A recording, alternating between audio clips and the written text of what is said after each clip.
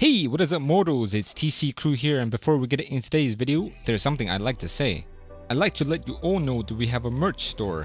Some of the items in it are only available for a limited amount of time, so if you're interested, go into the description and check it out.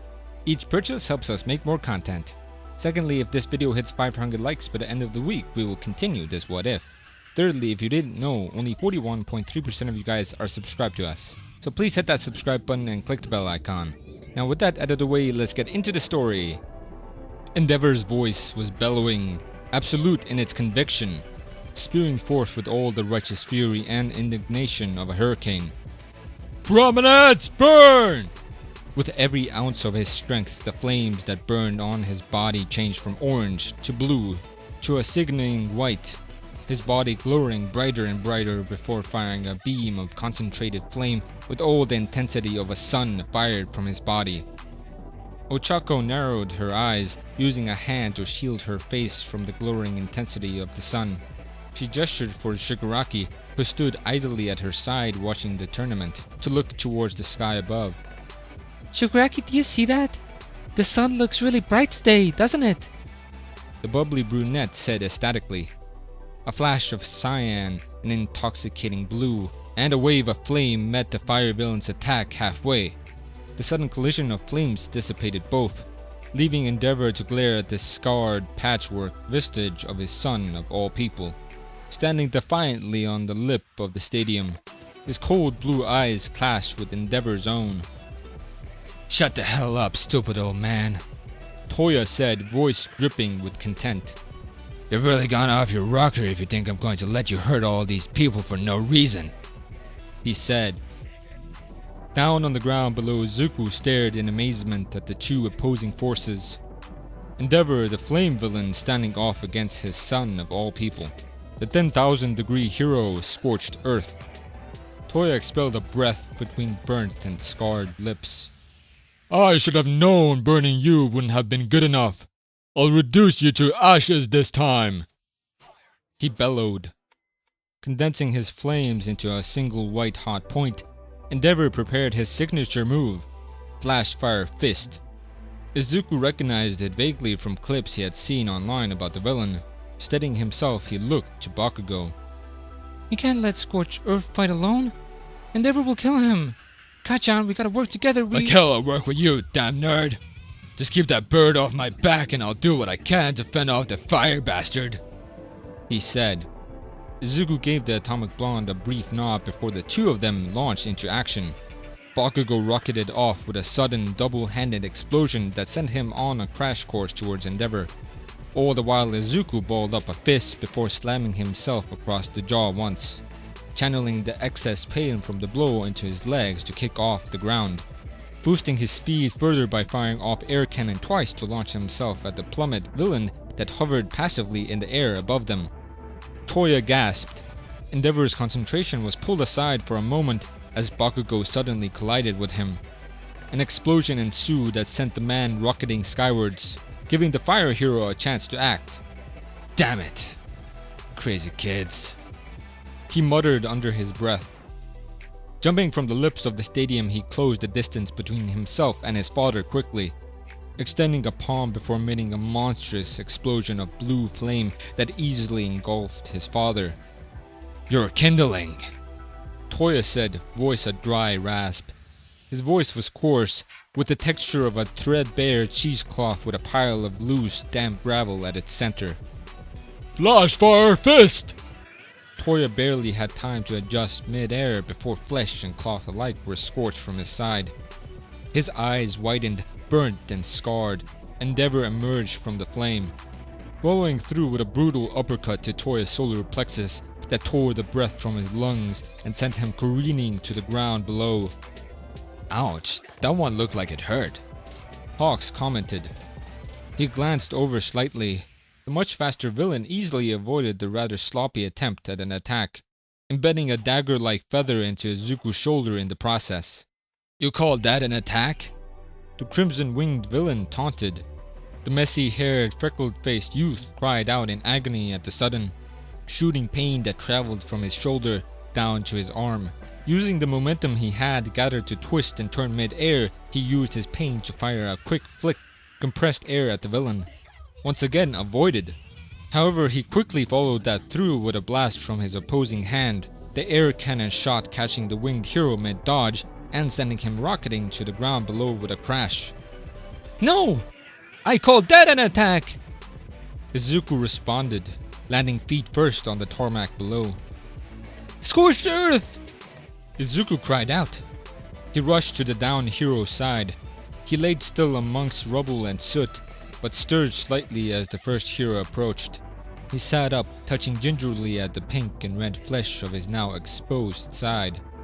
I'm okay, kid. You and your friend need to go to get help from the others. I'll do what I can to hold him off. Toya, scorched earth, responded. Izuku vigorously shook his head. I can't do that, sir. I won't let you die. He expelled a breath through burnt lips, averting his sapphire hues from the battle before him and to the boy at his side. If you aren't going to listen to me, then you're gonna have to listen to me at least here. You're strong. I need you to distract Chicken Wings so I can finish off dear old dad. Right now he's the biggest threat to us. He responded. Izuku clenched his fist into a tight, rock-hard ball of flesh, muscle, and bone. Yes, sir! The explosion was as sudden as a firecracker at night, the force enough to shake the stadium at its foundation. Did you feel that, Ochako? Shigaraki asked. The Gravity Girl user nodded her head, looking from where the two of them sat to where a plume of smoke now rose up into the sky. Go to hell! The Atomic Blonde shouted, each word highlighted by an explosion. Avoiding the first strike, a jab, Endeavor was promptly cut off by the falling up straight that caught him in the chin. The corresponding explosion sent him reeling before he suddenly stopped the follow-up by condensing a blast of flame directly to Bakugo's chest that burnt shirt and flesh alike, sending him flying back into the wall of the stadium. Insolent children like yourself should know your place. Endeavor bellowed, voice commanding all the attention and respect as a drill sergeant. As he aimed to finish off the Atomic Blonde, he was suddenly stopped by a condensed blast of air that struck his arm. The interruption sent what would have been a fatal blast of sweltering heat into the wall several feet away from the injured Bakugo, melting through stone and cement alike. Turning his head to face the source of the interruption, his combat blue and emerald green clashed in a battle for dominance as Endeavor and Izuku's gazes locked onto one another. Get down! Toya Todoroki said.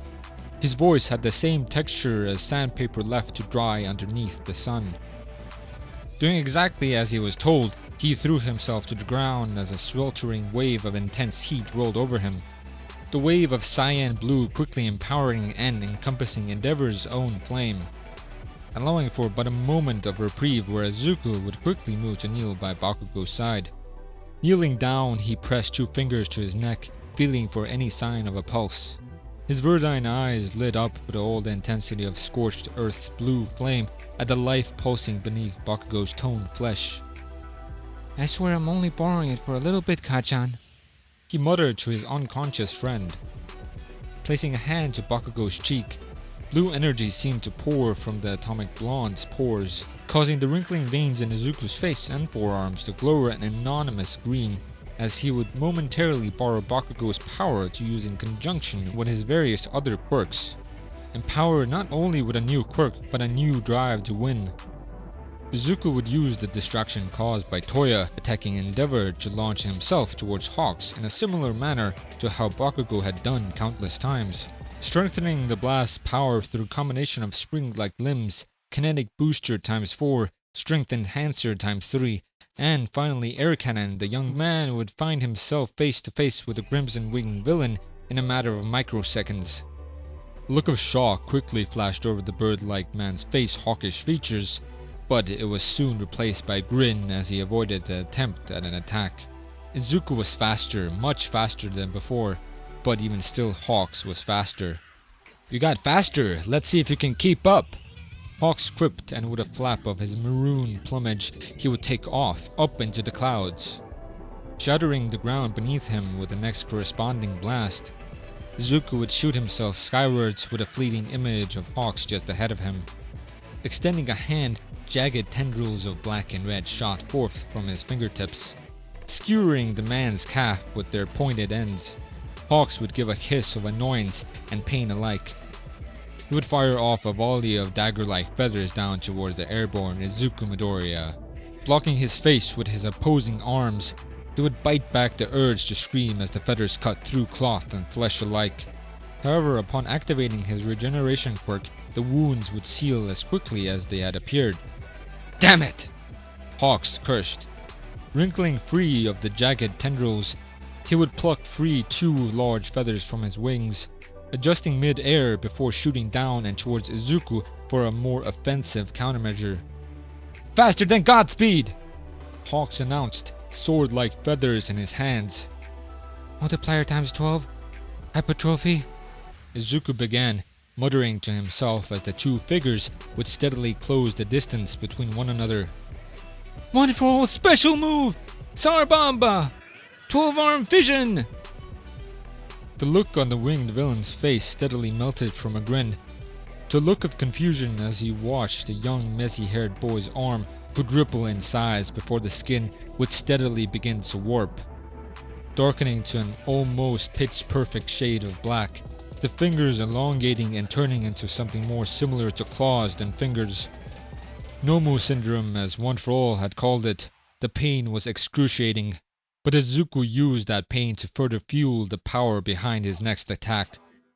Hawk swung both swords down at Izuku, aiming to behead the young boy at the instant he would throw a punch using his mutated right arm. What came next was a flash of white, brighter than even the sun. The pressure from the blast shook the ground beneath them, jolting about the tournament spectators where they sat as the explosion that followed up was large enough to send a wave of air pressure into the clouds that blew the very clouds in the sky aside.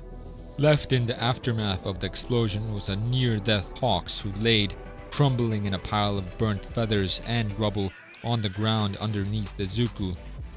Wait! Izuku paused before screaming as he began to plummet straight down towards the tarmac below. Don't you die on me, Matt, you bastard! Bakugo yelled, finally awake. With arms extended, Izuku's fall would stop abruptly as he landed in the Atomic Blonde's outstretched arms. The sudden drop in air pressure causing a wave of dark, ominous clouds to move to replace the clouds that had hung overhead previously. A droplet of rain fell from the sky, landing on Izuku's cheek before rolling off his ivory skin and falling to the ground below.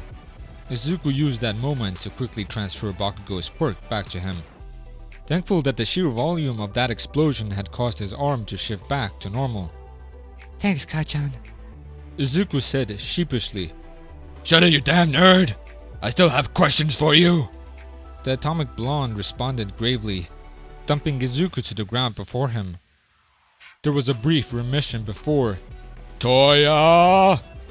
Endeavor bellowed. Thank you all for watching the video to the end. Now there are a few more things that I'd like to go over before the video ends. On behalf of We the Celestials, I'd like to thank the writer of this video as well as the editors for this video. Their details will be in the description. If you're a voice actor, editor, or writer, or you're interested in becoming one of those, go to the Discord that is in the description of this video and hit up the head of one of those areas. We're always looking for members to join us.